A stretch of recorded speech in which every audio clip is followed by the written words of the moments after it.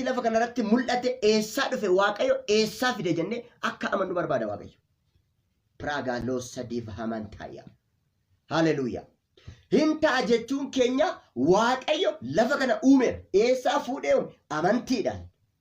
Biqiltoota lafa keessaa baase kan akka birbirsaa, kan akka bardaafi, kan akka qilxuu, kan akka waddeessaa, mukoota adda addaa lafa kanarra jiran hundumaa yoo ilaaltanii eessaa fuudhame? Eessaa kan inni dhufe?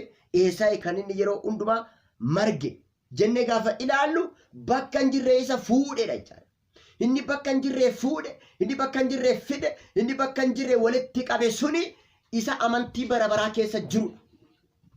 Waaqayyo kobaasa waaqa ta'e yookiin immoo waaqa bara baraa ta'e ani waaqa bara baraati. Namoota biyya lafaa kana hundumaaf amantii isa waan hin jirre mul'isu hin kennu hin jenne waan hin jirre mul'isu qixxee akka waaqayyo wajjin adeemutti ilaalama. Waaqayyo ikkoo aangoo guddaa nuu kenneera. Glaabaas.